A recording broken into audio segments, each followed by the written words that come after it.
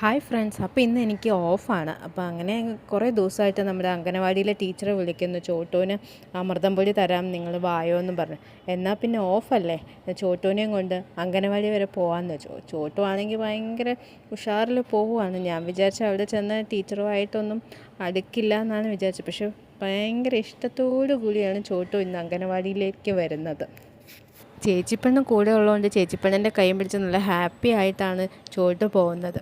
അപ്പോൾ അങ്ങനെ നമ്മുടെ അംഗനവാടിയിലെത്തി. അവിടെ ചെന്നതും ചോട്ടു ആദ്യമേ അങ്ങ് ക്ലീനിങ് പരിപാടി ഏറ്റെടുത്തു. ചൂലും വെച്ചുകൊണ്ട് ഫ്രണ്ടിൽ അങ്ങനെ നിൽക്കുവാണ്. അപ്പോഴത്തേക്കുമാണ് ആൻറ്റി ഓടി വന്ന് കെട്ടിപ്പിടിച്ചത്. ഇതാണ് നമ്മുടെ അംഗനവാടി ടീച്ചർ. അവിടുത്തെ ചോട്ടുവിൻ്റെ ഫ്രണ്ടാണ്. ചോട്ടു ആ കൊച്ചിനെ തൊട്ട് നോക്കുകയും ഒക്കെ ചെയ്യുന്നുണ്ട്.